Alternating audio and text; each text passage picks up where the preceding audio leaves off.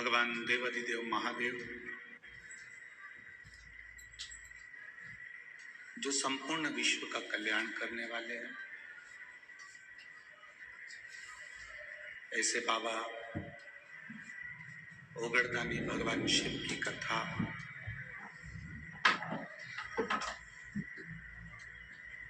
भगवान श्री आधारी महादेव मंदिर के इस पवित्र प्रांगण में कथा के मुख्य यजमान श्री भरत नथुलाल जी चौधरी, श्री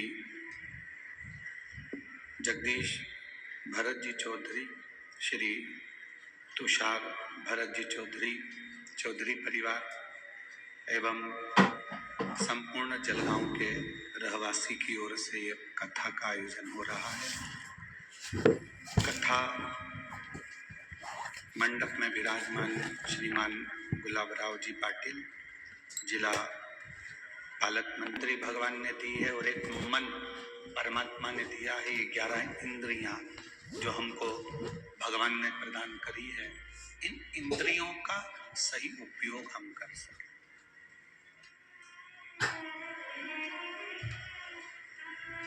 ये नेत्र दिए परमात्मा ने, भगवान का दर्शन करो, अच्छा दर्शन। परमात्मा का दर्शन का मतलब क्या होता है कि मंदिर में जाके दर्शन करना, इसको दर्शन कहते हैं। संत के दरवाजे पर जाकर दर्शन करना, इसको दर्शन कहते हैं। दर्शन का मतलब दुनिया के लोग जानते ही नहीं। उन्होंने तो एक चीज बनाकर रखी है कि हम मंदिर में जाएंगे तो दर्शन होगा, संत के दरवाजे जाएंगे तो दर्शन होगा, कथा में जाएंगे तो दर्शन होगा, सत्संग में पहुंचेंगे तो दर्शन होगा। शिव महापुराण में इस दर्शन की बात नहीं कही गई। शिव महापुराण में इस दर्शन का वर्णन नहीं किया गया। शिव महापुराण में दर्शन की जो बात कही गई है वो दर्शन की मूलता कही गई। दर्शन का मतलब क्या होता है कि मंदिर में जाकर भगवान का दर्शन करना, या शिवालय में जाकर भगवान का दर्शन करना, या कहीं संत के दरवाजे पर जाकर दर्शन करना, ना। शिव महापुराण में कहा गया, आपके नजदीक में जो रह रहा है, आपकी बहू हो, आपकी सास हो, आपका ससुर हो, आपका पति हो, आपकी पत्नी हो, आपका बेटा हो, आपकी बेटी हो, आपकी बहू हो, आपके काका जी हो, काकी जी हो, मामा जी हो, मामी जी हो, बुआ जी हो, फूफा जी हो, बहन बेटी, नाते रिश्ते, अड़ोसी पड़ोसी, कुटुंब, कबीला, मोहल्ला, खेड़ा, गांव, जिनसे आप मिल रहे। दर्शन का मतलब अपन कहते हैं कि भगवान का दर्शन करो। दर्शन का मतलब यह होता है कि हम जिससे मिले उस समय हम परमात्मा को देख लें तो समझो कि हमने दर्शन किया। अब हम पाषाण की मूर्ति में तो भगवान देख रहे हैं,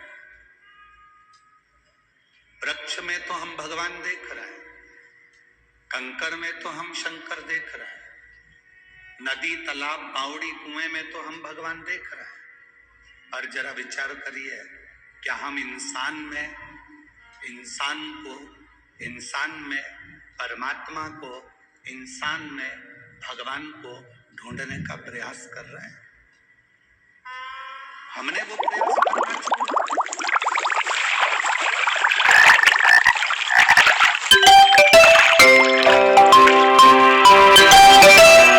भगवान का दर्शन करा। दर्शन का मतलब है जिससे मिले उसकी अच्छाई को हम देखें, ये दर्शन।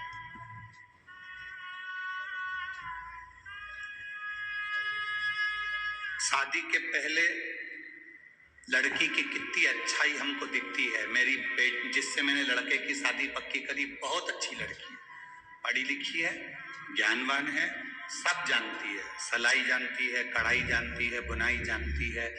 अपन जाते हैं तो आदर करती है, पानी पिलाती, प्रणाम करती, नमन करती, सब उसमें इतना संस्कार भरा हुआ है कि बहुत अच्छी लड़की है। शादी के पहले हमने उस लड़की में बहुत सारे गुण देखे। शादी के पहले हमने उस बच्ची में बहुत सारे गुण देख लिए।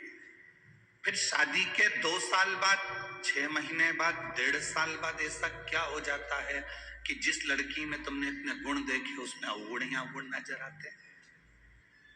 मेरा जितनी सासें बैठी हैं इनसे पूछना है, ऐसा बेटी में तुमने क्या अवगुण देखे? जिस लड़की में तुमने गुण ही गुण देखे फिर उसमें अवगुण क्यों देख रहे हो? और मेरा बेटियों से निवेदन है, जब तक शादी नहीं हुई थी तब आप कहते थे मेरी मम्मी बहुत अच्छी है, मेरी सास बहुत अच्छी है, फोन लगाती है, बात करती है, अच्छे से व्यवहार करती है, मिलती है, जुलती है, सब अच्छे से बोलती चालती है, खूब खूब आशीर्वाद देती है। शादी के 1.5-2 साल बाद वो सास तुम्हें बुरी क्यों लगने लगती?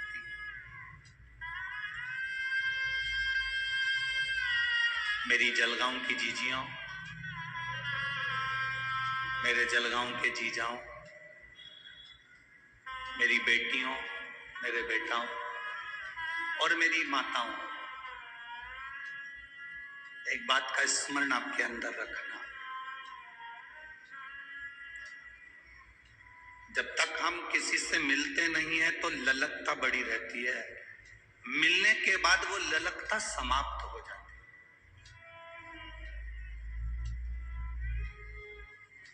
वो दुनिया के दूसरे लोग होंगे जो अपनी अपनी गादी से बैठकर कहते होंगे कि दर्शन करो तो मतलब मंदिर में करो। ये व्यासपीठ शिव महापुराण की पीठ है। इस व्यासपीठ को हम व्यासपीठ मानते हैं, पर उससे ज्यादा ये मानते हैं कि ये शंकर भगवान का कैलाश पर्वत है जिस पर कथा बोली जा रही है। और आप सब इस कैलाश पर्वत के नजदीक में बैठ के कथा का रसतत्व ग्रहण करो।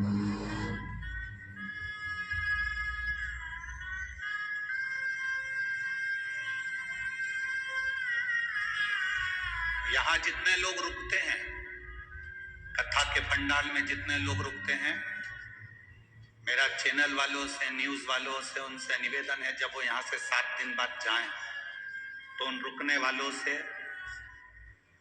उनके मन की बात पूछना कि 7 दिन जो कथा के पंडाल में रुके, उनको 7 दिन में एक ना एक दिन शंकर के आने का, शंकर के जाने का और शंकर की प्राप्ति का अनुभव हुआ कि नहीं हुआ? उनसे पूछो।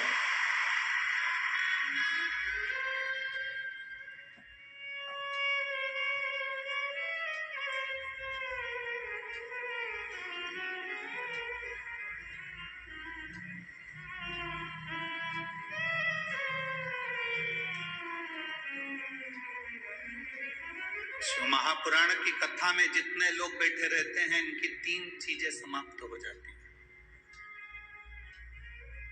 बहुत ध्यान से सुनना। शिव महापुराण की कथा में जो कथा सुनने के लिए आता है 7 दिन 5 दिन, उसकी 3 चीजें समाप्त हो जाती हैं कथा सुनने पर। पहला, उसकी भूख। घर पर जितनी भूख लगती होगी कथा के पंडाल में उतनी भूख नहीं लगती।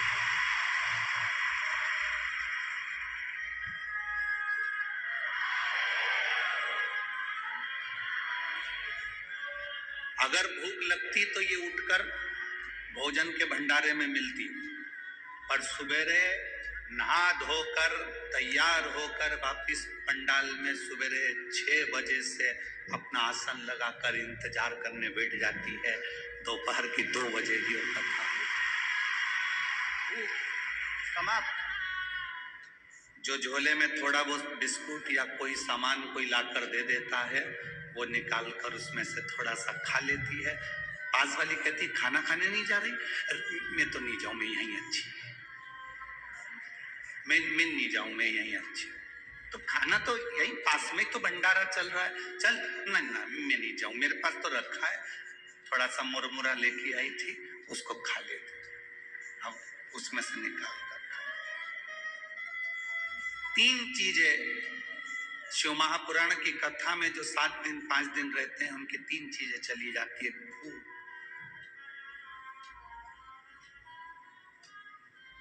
दूसरा भोग, उसका भोग, कितनी भी आसक्ति में डूबा हुआ व्यक्ति हो, आप जितने लोग यहाँ 7 दिन 5 दिन कथा सुनने के लिए आए हो, ऐसा कोई व्यक्ति नहीं जिसके पास में धन की कोई कमी हो। सबके पास बाबा ने पेट भरकर भोजन दिया है और अच्छा दिया। घर पर रहते हो तो कूलर चाहिए, पंखा चाहिए, हर 2 घंटे में चाय चाहिए, हर 2 घंटे में चाय चाहिए। 2 घंटे होते हैं और चाय की तैयारी। थोड़ी देर बाद फल चाहिए, पूरा पूरा डनलफ के गद्दे पे आराम चाहिए, क्योंकि कमर में थोड़ी डिस्क की प्रॉब्लम है, किसी को घुटने की प्रॉब्लम है, किसी को किसी चीज की प्रॉब्लम। वहां रहती तो 2-4 बार आइडेक्स लगा लेती पाँव में। अब यहाँ तो आधा किलोमीटर दूर तो गाड़ियां रुकी हैं और वहां से यहाँ तक पैदल धक्का खाती खाती आड़ी टेढ़ी जगह में चलती चलती चलती चलती यहाँ तक पहुंची है। और उसमें भी बस यहाँ ना तो कोई किसी को आदर दे रहा है कि साहब आओ बैठो, ना कोई किसी से कह रहा है कि जाओ साहब। यहाँ तो तुम्हारा दिल हो तो आ, और नहीं है मन तो जा। यहाँ तो दिल की बात है। भोग समाप्त हो जाता है, भोग समाप्त।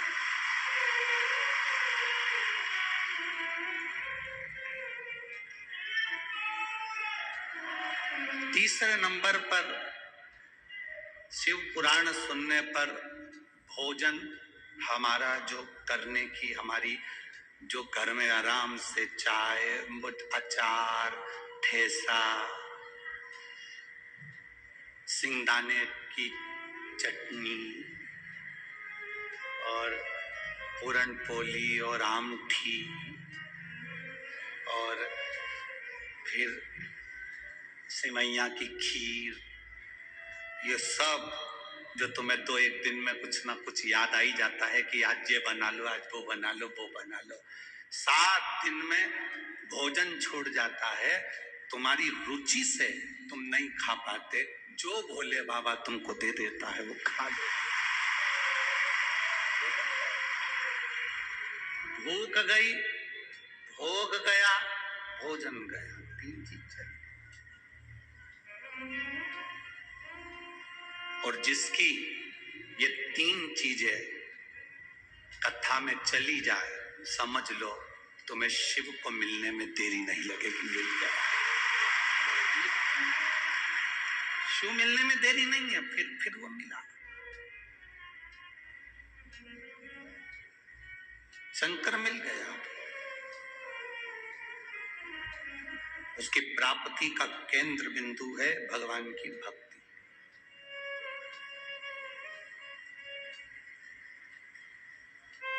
दर्शन का मतलब ये नहीं कि हम शिवालय में जा रहे हैं, दर्शन का मतलब ये नहीं कि हम मंदिर जा रहे हैं, दर्शन का मतलब ये नहीं कि हम संत के दरवाजे जा रहे हैं।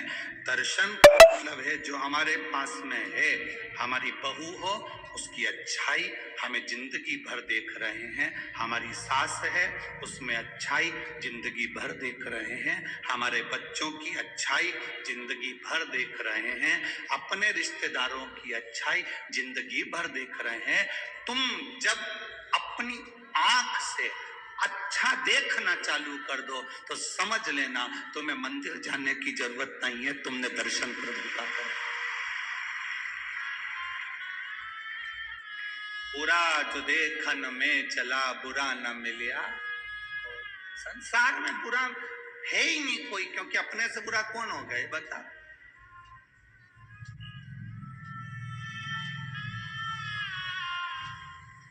सांप काट लेता है तो उसका इलाज हो सकता है, बहुत ध्यान देना महाराज। बिच्छू काट ले तो उसका इलाज हो सकता है, कुत्ता काट ले तो उसका इलाज हो सकता है, जानवर काट ले तो उसका इलाज हो सकता है, पर इंसान को काट ले तो इलाज नहीं हो सकता। हम ऐसा काटने की बात नहीं कर रहे हैं कि तुम किसी को काट लो, इस काटने की नहीं, जिसके भीतर नफरत भरी हुई है, और अंदर से व्यापार काट रहा है, तरक्की देखकर जल रहा है और उसको नीचे गिराने का सोच रहा है। समझ लो कि वो काट रहा है। जितना जहर सांप के विष में नहीं है, जितना जहर बिच्छू के डंक में नहीं है, उससे ज्यादा जहर आज के आदमी के अंदर भराता चले जा रहा है। एक दूसरे को देख देख कर जहरीला होता है। हे मेरी जीजियों, मेरी बहुओं से निवेदन है बेटा, मेरी बेटियों से निवेदन है, मेरी बहुओं से निवेदन है, मेरी बेटियों से निवेदन है, तुम्हारे घर में जितने सदस्य हैं, सास अपशब्द कहे ना बेटा, कभी बुरा ना मानिएगा।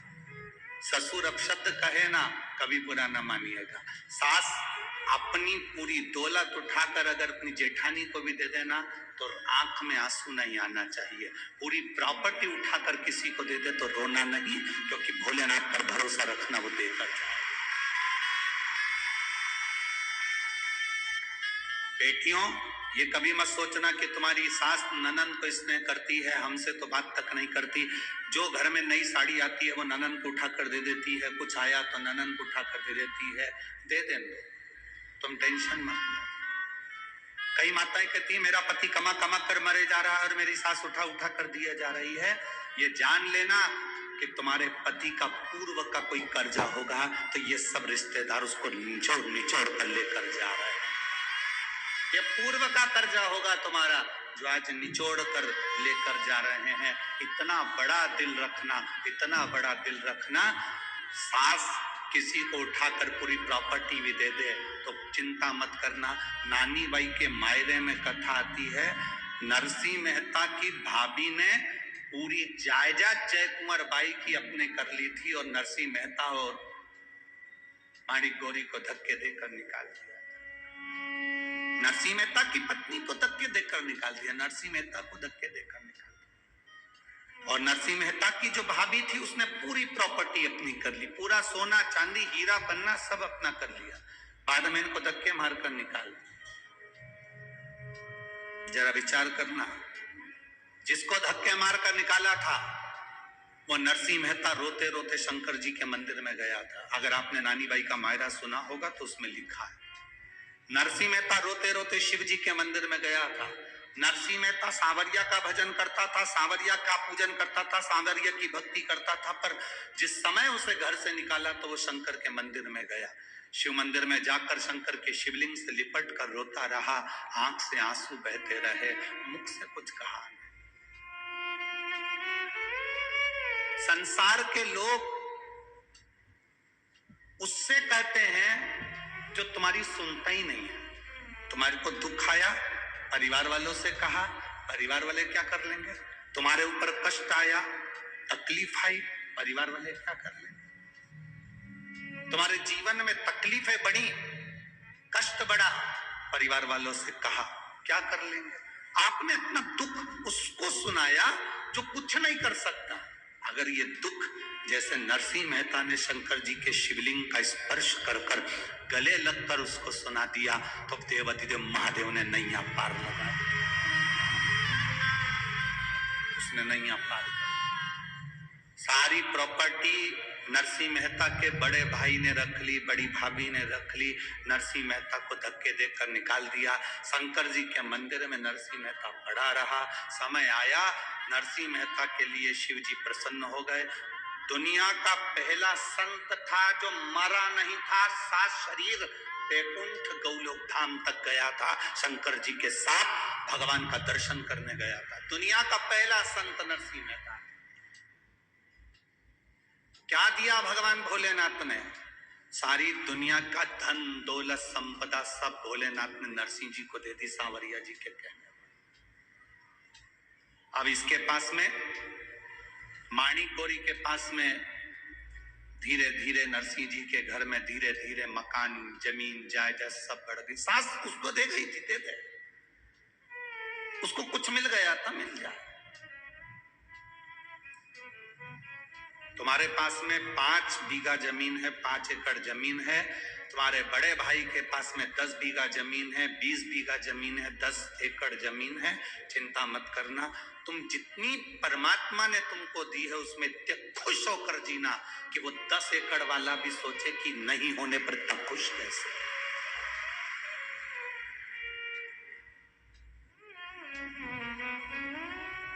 आज हमारे वो सूरत वाले सोमानी जी आए थे, तो वो कह रहे थे गुरुजी एक हमारी पास वाली में कोई पड़ोस में रहती है और वो बहुत साधारण है, बहुत साधारण, बहुत दुखी है, शायद जिंदगी में सबसे ज्यादा दुखी।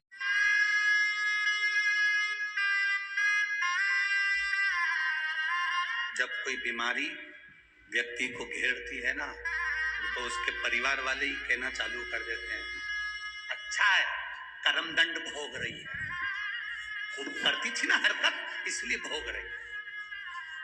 शिव महापुराण की कथा कहती है तुम्हें किसी के कर्म को बखानने का हक मेरा महादेव नहीं देता है। मेरे महादेव ने तुम्हें किसी के कर्म को बखानने का हक नहीं दिया। आप दूसरे को कह रहे हो कि अच्छा है भोग रही है, उसने ऐसा करा इसलिए। हो सकता है आपको भोगना पड़ जाए, फिर दूसरा कहेगा तो अच्छा लगेगा। ना कहिए, बल्कि भगवान भोलेनाथ जी से एक लोटा जल चढ़ाकर प्रार्थना करो, मेरे 3 घर छोड़कर कोई रहता है, उसके यहाँ पर बीमार है, मेरे बाबा मेरा आज का चढ़ाया हुआ जल उसके पति को ठीक कर दे, उसकी पत्नी को ठीक कर दे। एक बार शिव महापुराण की कथा में पहले कहा था, 1 लोटा जल हफ्ते में आप 1 लोटा जल भगवान को अपने लिए मत चढ़ाया करो, 1 लोटा जल हफ्ते में जो हमारी भारत की बॉर्डर पर खड़े हुए भारत के सैनिक हैं उनके लिए चढ़ा। जो हॉस्पिटल में झाड़ू पोछा करते हैं, उन्होंने हमको दवाई खिलाई और हमारा उपचार किया, उनके लिए 1 लोटा जल चढ़ना चाहिए। सारे लोग अपने अपने घर में थे, पुलिस का एक एक व्यक्ति रोड पर तैनात था कोरोना काल में, और वो भी किसी का पति था, वो भी किसी का बाप था, वो भी तो खड़ा रहा। डॉक्टर अपना काम, नर्स अपना काम कर रही थी, कोई हॉस्पिटल से नर्स या डॉक्टर नहीं चले गए थे, उनके लिए भी एक लोटा जल।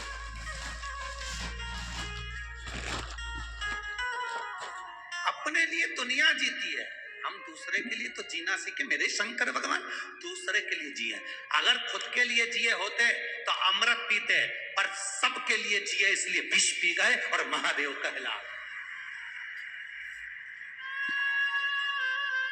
स्वयं खा लेना सुकृति है, छुड़ाकर खा लेना विकृति है, और बांट कर खाना ये मेरे भारत देश की संस्कृति है। अपने लिए तो दुनिया जीती है साहब, स्वयं के लिए जिए तो क्या।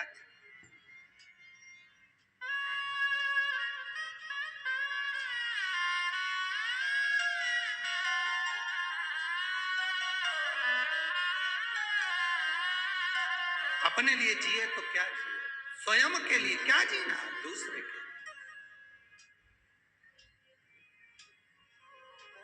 शंकर भगवान की कथा आज कोई कह रहा था गुरुजी आपकी कथा बहुत महंगी होती होगी, आपकी कथा बहुत महंगी होती होगी। हम उनसे कहते हैं कथा कभी महंगी नहीं होती, व्यवस्थाएं बहुत महंगी होती है।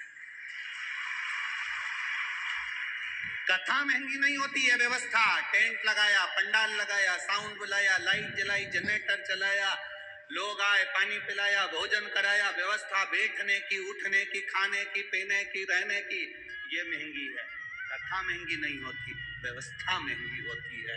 कथा तो भगवान शंकर जो कुंभज ऋषि से सुने थे, कथा जो वेदव्यास जी ने कही थी, वो कथा आज तक महंगी नहीं है। कथा तो निरंतर चलती रहती है, व्यवस्थाएं नहीं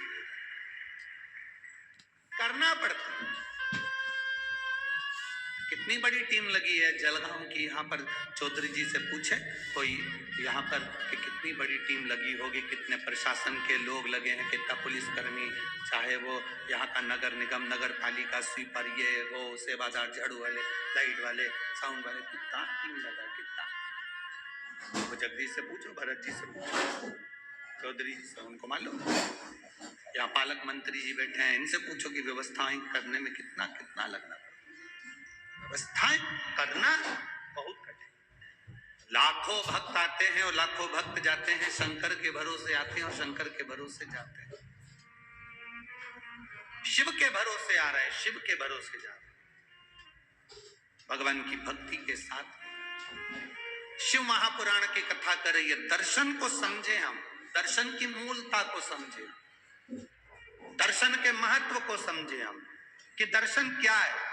दर्शन वो नहीं कि हम, दर्शन की मूलता वो नहीं है कि हम मंदिर में गए और दर्शन कर लिया। दर्शन की मूलता वो नहीं कि हम कहीं गए संत साधु का दर्शन कर लिया। दर्शन की मूलता वो नहीं कि हम तीर्थ गए और दर्शन कर लिया। दर्शन की मूलता वो है कि हम भगवान के उस स्वरूप को संपूर्ण जनमानस में देखें। भगवान के उस स्वरूप को संपूर्ण जनमानस, भगवान के स्वरूप को हम संपूर्ण जनमानस में देखें, वो दर्शन। महाराज, चप्पे चप्पे में है झांकी भगवान की, कोई सूझ वाली आंख ही पहचान।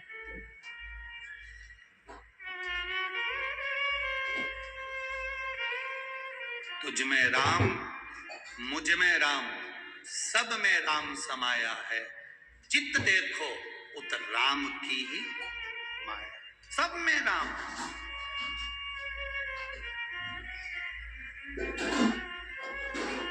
अब एक बात आपसे पूछे, ए जलगांव की चीजें उत्तर दोगी क्या? जम के तो बोलो जरा, दोगी ना? ठीक।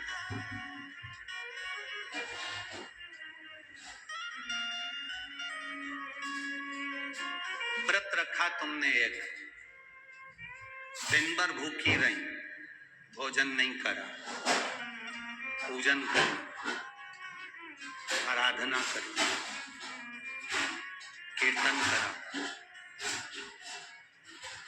और घर में जितने लोग रह रहे हैं उनसे 24 घंटे झगड़ा करा, तो तुम्हें पूजन का फल मिल जाएगा क्या? जम के तो बोलो जरा, नहीं मिलेगा। अब एक बात आपसे और पूछे, उत्तर देते जाना है। तुमने मंदिर भी नहीं गए, भजन भी नहीं करा, उपास भी नहीं रखा और कुछ नहीं करा, और घर में जो रह रहे थे रोज लड़ती थी। आज मन करा कि आज मुझे किसी से, अब मैंने कथा सुन ली, अब मैं क्रोध नहीं करूंगी, किसी को अपशब्द नहीं कहूंगी। जो तुम मंदिर में जाकर पुण्य कमाते, वो पुण्य तुम्हें घर में मिलेगा कि नहीं? पुण्य तुम्हें घर में।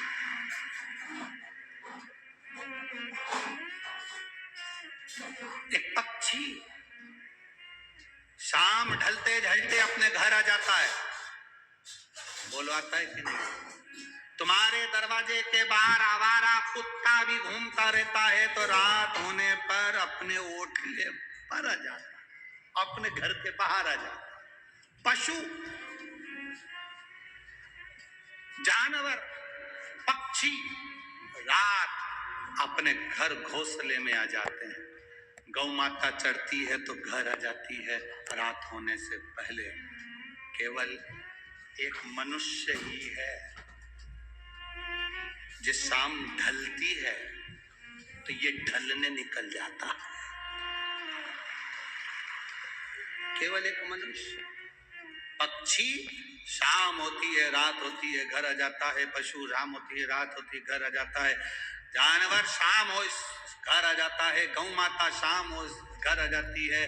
सब अंधेरा होने से पहले अपने घर आ जाते हैं। और एक संसार में रहने वाले छोरा छोरी, आज की पीढ़ियां जैसे जैसे रात ढलती है ये ढलने के लिए बाहर निकल जाते हैं। जिसके घर के बच्चे रात भर बाहर रहते हैं उस घर की कभी तरक्की नहीं हो सकती, वो बर्बाद होकर मानता। पहले का कंट्रोल था माताओं का, 8 बजे के बाद छोरा छोरी बाहर गए तो ताला लगा देती थी। कहाँ जा रही? चल अंदर। कहाँ जा रहा है? अंदर चल। मम्मी अभी दोस्तों से मिलकर आया, यहाँ बुला ले, घर में बुला ले, नहीं जानती जा। और अगर चले जाऊं तो पहले मैंने जो कपड़े दिए वो उतार दे, नीचे से अंदर तक चड्डी भी उतार। जा निकल यहां से बाहर, उतार दे सब कपड़े। थोड़ा दबाव तुम्हारा होना चाहिए। बेटे ने कहा मम्मी बस दोस्त क्या शादी है, अभी घूम कर आता हूं। अब शादी तो शादी है तो अटेंड तो दिन में जाना, शाम को जाना है। दोस्त के यहाँ की शादी है तो हम भी तो चलेंगे। तेरा बेस्ट फ्रेंड तो हमारा भी तो कोई लगता होगा। जब तू बेस्ट फ्रेंड है तो हम बेस्ट नहीं है।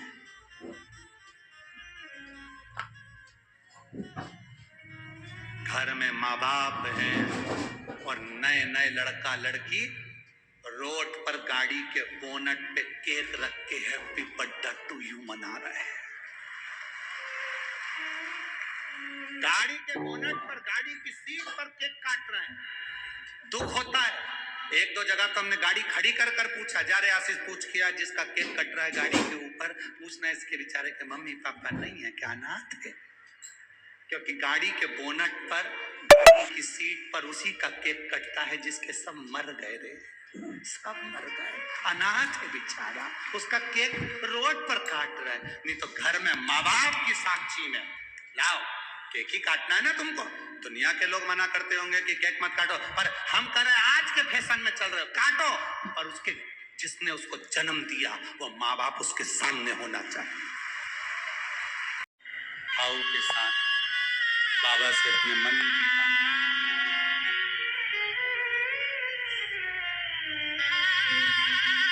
जितने कार्यकर्ता खड़े हैं वो भी बैठकर बाबा से प्रार्थना करो। बार बार ये मौका जलगांव नगर में नहीं मिलता। बहुत दिल से आप क्या श्री शिवाय नमस्तु, श्री शिवाय नमस्तु, श्री शिवाय नमस्तु, श्री शिवाय नमस्तु, श्री शिवाय नमस्तु। भोला सब दुख काटो, ओ सब दुख काटो। शिव शंकर जगो तेरी माला, भोले बाबा जगो तेरी माला, भोला सब दुख काटो। ओम सब दुख काटो। वेश है मंगलकारी, वेश है मंगलकारी। शमशान वासी हमारा, शमशान वासी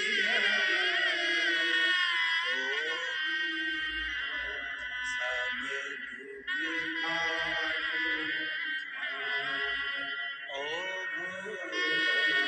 सब दुख काटो। शिव कथा कह रही है। ब्रह्मा जी को थोड़ा सा अहम आया। अभी आपको कथा में कहा था कि अच्छा देखो अच्छा मिलेगा। ब्रह्मदेव नहीं देख पाए। ब्रह्मा जी के भीतर थोड़ा सा अहंकार जागृत हो गया, अहम जागृत हो गया। ब्रह्मदेव के भीतर अहंकार, भगवान विष्णु से पूछा, रिटर्न बढ़ा, भगवान विष्णु से पूछा आपके पिता कौन है? भगवान विष्णु ने कहा मेरे पिता स्वयं देव अधिदेव महादेव, स्वयं शिव पिता। हाँ, परीक्षा करने के लिए, पिता को जानने के लिए पर्वत को घुमाया और उस पर्वत से शिवलिंग की आकृति उत्पन्न।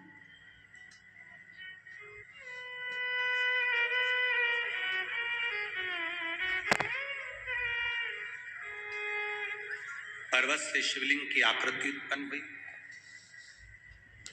ये तुम्हारे पिता हैं? भगवान विष्णु ने कहा ये मेरे पिता हैं। इन पिताजी का सिर कहां है? चरण कहां है? व्यर्थ के प्रश्न व्यक्ति को बर्बाद की ओर लेकर जाते हैं, बर्बादी की। व्यर्थ के प्रश्न, कोई अच्छे प्रश्न हो ना तो कोई बात नहीं, अगर कोई व्यर्थ के प्रश्न करे तो फिर तो बेकार।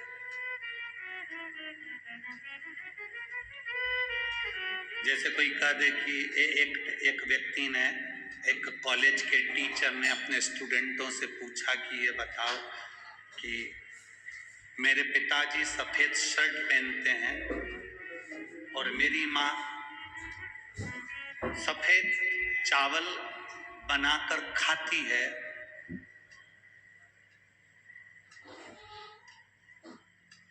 तो मेरी उम्र कितनी है?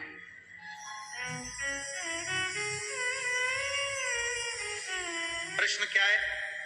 प्रोफेसर ने, टीचर ने प्रश्न किया स्टूडेंट से, बच्चे से, मेरे पिताजी सफेद शर्ट पहनते हैं और मेरी माँ सफेद चावल पकाकर खाती है, बनाकर खाती है, तो मेरी उम्र कितनी है?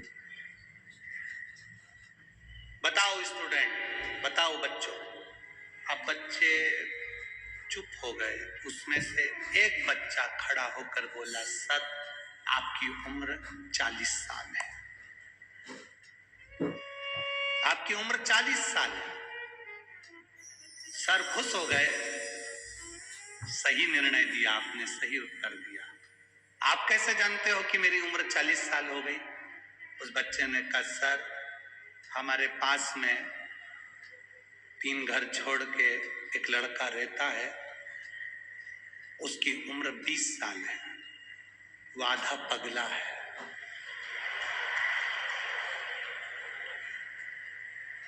आपकी उम्र 40 साल है, मतलब आप पूरे पगले हैं। ये प्रश्न है?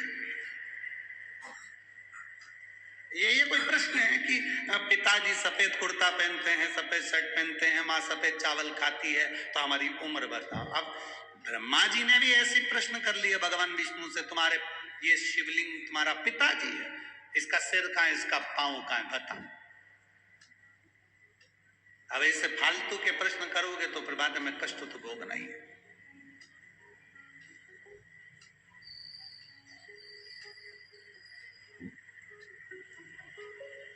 बहुत लोग संसार में से, बहुत सारे लोग हैं जो बहुत व्यर्थ के काम कर रहे हैं और बहुत व्यर्थ की बातें करते हैं।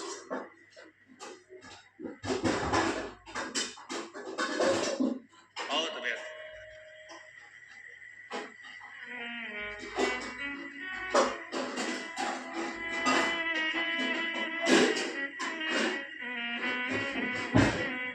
अब ब्रह्मा जी ने जैसे ही कहा तो भगवान विष्णु ने कहा, ये मेरे पिता हैं, जिस शिवलिंग का तुम दर्शन कर रहे हो ये मेरे पिता हैं। आपसे निवेदन है, जब शंकर के शिवालय में जाना, शंकर के मंदिर में जाना, शंकर के शिवालय में जब दर्शन करने जाना, तो ये सोचकर कभी मत जाना कि ये शंकर हैं, सोचकर ये जाना कि ये मेरे पिता हैं और मैं इनसे अपने दिल की बात करने के लिए, ये मेरे पिता हैं। इनसे मैं अपने दिल की बात, अपने हृदय की बात करने के लिए जाऊं।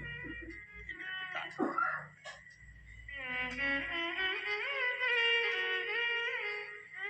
जब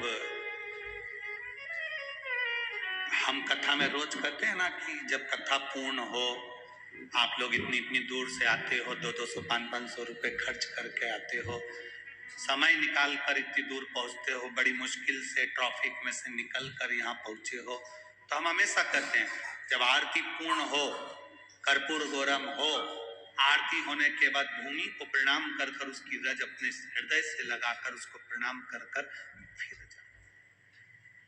क्यों?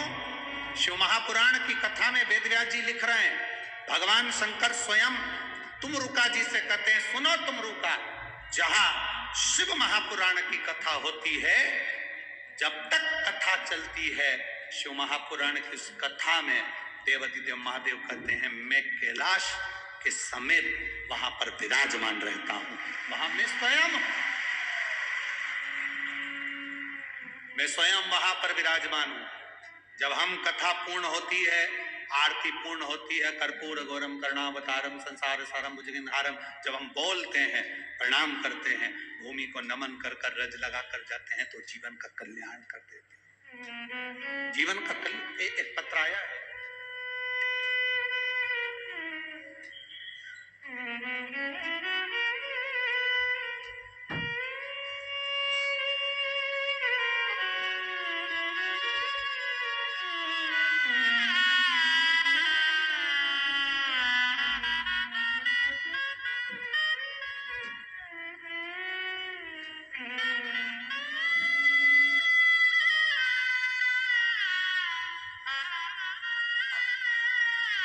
मैं दीपक सतीश सोनवड़े, दशरथ नगर, जिला जलगांव। कहीं बैठे हो तो हाथ हिला सकते हैं, कहीं बैठे हो तो हाथ हिला सकते हैं। मोबाइल नंबर मेरा ये है, मैं दीपक सतीश सोनवड़े, दशरथ नगर, जिला जलगांव। लाइन लिखिए उन्हें, आप लोग पत्र चैनल के माध्यम से हमारे साथ में पढ़ सकते हैं। एलईडी पर पत्र दिख रहा होगा, आस्था चैनल वाले आस्था चैनल पर पढ़ सकते हैं। मोबाइल नंबर मेरा ये है, मैं दीपक सतीश सोनवड़े, दशरथ नगर, जिला जलगांव। लुटा दिया संसार काशी वाले ने, कर दिया माला माल काशी वाले ने। गुरुजी लोग कहते हैं पंडाल में कथा सुनने से क्या होता है, वहां बैठकर श्री शिवाय नमस्तुभ्यम मंत्र बोलने से क्या होता है, कथा पूर्ण होने पर रज को अपने हृदय से लगाकर जाने पर क्या होता है। मैं बोलता हूं, जो मंत्र बोलकर पंडाल में व्यासपीठ के सामने जो बोला जाता है, वो दुनिया में कहीं नहीं हो सकता, वो यहां होता है। बस अब यहां होता है। गुरुदेव, मेरे भाई पिछले 2 साल से बैंक की नौकरी के लिए प्रयास कर रहे थे। कई समय से वो बैंक की नौकरी का एग्जाम भी दिए थे, पर उनका कभी रिजल्ट नहीं आया। गुरुदेव, सभी रिजल्ट कभी नहीं आए। मैंने उनसे कहा, चल पंडाल में शिव पुराण की कथा है, वहां पर थोड़ा बहुत जो लोग कचरा पटक कर चले जाए उसको उठाकर बोरी में भरकर कहीं साइड में रख देना, सेवा करना, जितना बन सके लोगों को पानी की बोतल भर के दे देना, पिला देना, जैसा बन सके उतनी सेवा करना। जब कथा चले 3 घंटे, एक जगह पर जहां जगह मिले वहां बैठकर सुन लेना। मेरे भाई ने मेरा कहना माना, मेरे साथ पंडाल में कथा सुनने के लिए आया। कल कथा का प्रथम दिन था। शाम के 4 बजे जब पंडाल में श्री शिवाय नमस्तुभ्यम का जाप आपने पहली बार, आप गुरुजी टीवी पर देखना, पहला जाप आपने 4 बजे कराया था। शायद आज भी पहला जाप 4 बजे ही हुआ है, ठीक है। कल आपने प्रथम जाप 4 बजे कराया था। जाप करते समय मेरे भाई ने और मैंने अपने भाई के नौकरी के लिए बाबा से प्रार्थना करी थी। गुरुदेव, 1 जनवरी 2022 को मेरे भाई ने एक एग्जाम दिया था बैंक का। कल मेरा भाई शाम को 4 बजे जाप करा और वहीं जाप करने के 20 मिनट बाद कॉल आ गया कि तुम्हारा ज्वाइनिंग लेटर घर पहुंच गया। मैं बाबा को यहाँ धन्यवाद देने के लिए आया हूँ। ये शिव है। आप पत्र को अपने उस पर पढ़ सकते हैं। मैं दीपक सतीश सोनबड़े, दशरथ नगर, जिला जलगांव, मेरा मोबाइल नंबर ये है। मेरा ज्वाइनिंग लेटर मुझे मिल गया। ये शिव योग शंभु शिव तत्व है। उससे जो कहा वो सुना। फिर डॉक्टर ने कहा तुम्हें केमो लगाना होगा। फिर नासिक के श्री गुरुजी अस्पताल में गई, वहां भी जांच करी। जांच करने के बाद डॉक्टर ने कहा कि 6 केमो लगेंगे। फिर मैंने 2022 अगस्त में पहला केमो लिया। फिर घर आकर किसी पड़ोसन से कहा, पड़ोसन ने कहा कि मंदिर जाया करो, बाबा से प्रार्थना करो, चढ़ा हुआ जल लाकर आचमन करा करो, बेलपत्र भी खाया करो। मैं वैसे ही करती गई। पड़ोस वाले कहते थे सीहोर जाओ, बाबा का रुद्राक्ष लेकर आओ। हम गए, बाबा का रुद्राक्ष लाए, विनती करी और विनती कर कर बाबा का रुद्राक्ष लेकर जब आए, विनती कर कर उस रुद्राक्ष का वर्णन क्या करें गुरुदेव। तांबे के कलश में गलाना, शिव जी को जल चढ़ाना। और बाबा की कृपा से बाबा ने ऐसी कृपा करी, आज दूसरी बार जांच करने के लिए गई तो डॉक्टर ने कहा तुम्हारे शरीर में कैंसर नहीं है। बाबा की कृपा से प्रणाम करना। ये शिव है, औघड़ी शंभु। मेरा नाम स्वाति किशोर सिंधे है। मैं ठीक है, और जलगांव, जिला जलगांव, तहसील पारवला, महाराष्ट्र की रहने वाली। और पोस्ट मोबाइल नंबर ये है। नाम तुम पढ़ लो, दिखाओ रे दिखाओ जरा चैनल वालों, गांव का नाम दिखाओ। पोस्ट नाम पढ़ो। जितने लोग टीवी पर देख रहे हो, एलईडी पर देख रहे हो, तुम वहीं से चिल्ला के बोलो कौन सा नाम है। उन्दी। अब इनने क्या लिखा है वो पढ़ो तुम पहले तो, टीवी पर हो। ठीक है, तुम समझ गए ना। हाँ ठीक है। कहाँ गिरे? उंदीर के ले। हाँ ठीक है। शंभु शंभु, तुझे क्या चाहिए? लक्ष्मी जी कहती हैं मैं तो मांगने के लिए तप ही ना करूं। कल कथा में कहा था जो मांग कर देते हैं वो देव कहलाते हैं, जो बिना मांगे दे देते हैं वो महादेव कहलाते हैं। महादेव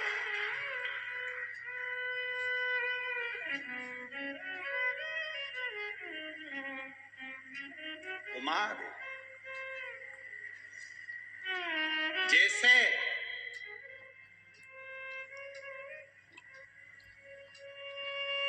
घर में सब हो, मायके में सब हो और मां नहीं हो तो मायका कहलाएगा क्या? जम के बोलो जरा। मायके में भाई हो, भाभी हो, पिता हो, बहनें हो, पोता पोती, नाती पंती सब हो, मायका उसको कहते मायका। मायका मतलब माँ का घर। उसको मायका की जगह ये नहीं कहते पिता का, उसको कहते मायका मतलब माँ का घर। घर में सब हो, मायके में सब हो और मां ना हो तो वो मायका नहीं कहलाता। मायका नहीं कहलाता। घर में सब हो, मायके में सब हो और मां नहीं तो सब बेकार है। मां नहीं तो सब बेकार। घर में, मंदिर में घर के सब हो घर के मंदिर में सारे देवता, पर मेरा महादेव नहीं तो वो मंदिर नहीं कहलाता। चाहे चाहे वेंकटेश भगवान को भजो, चाहे तुम दत्त को भजो, चाहे तुम देवी को भजो, चाहे तुम गणेश को भजो, और तुम्हारे छोटे से शिवालय में, तुम्हारे छोटे से मंदिर में, तुम्हारे घर के छोटे से उस मंदिर में, देवालय में एक छोटा सा शिवलिंग जरूर होना चाहिए। छोटा शिवलिंग जरूर। शिवलिंग ना हो तो नर्मदा का कंकर हो, नर्मदा का कंकर ना हो तो शंकर रूपी कंकर तुम्हारे यहाँ हो, पर हो जरूर। बिना शिव के देवालय खाली, बिना शिव।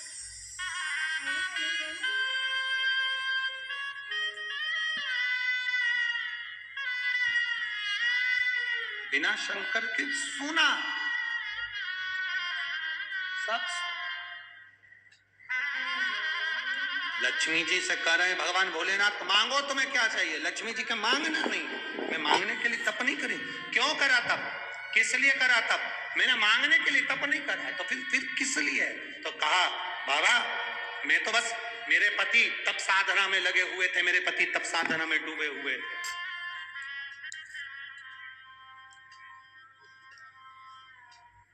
मेरे पति तप साधना में लीन है। मैंने भी सोचा मेरे पति तप साधना कर रहे हैं तो मैं भी तप साधना। शिव जी ने कहा अब तुम आई हो तो कुछ तो मांगो, कुछ तो मांगो। लक्ष्मी जी ने हाथ जोड़कर कहा आप मुझे देना चाहते हैं तो इतना दे दीजिए कि मैं आपके इस बेलपत्र के वृक्ष के नीचे आपकी जिंदगी भर आराधना करती रहूं। ये वर मुझे जिंदगी भर। शिव ने तथास्तु कह दिया। लक्ष्मी जी ने प्रणाम किया। शंकर भगवान का भी मन संतुष्ट नहीं हुआ। खाली ना जाता कोई घर से तुम्हारे, खाली न जाता घर से तुम्हारे, मैं भी खड़ी हूँ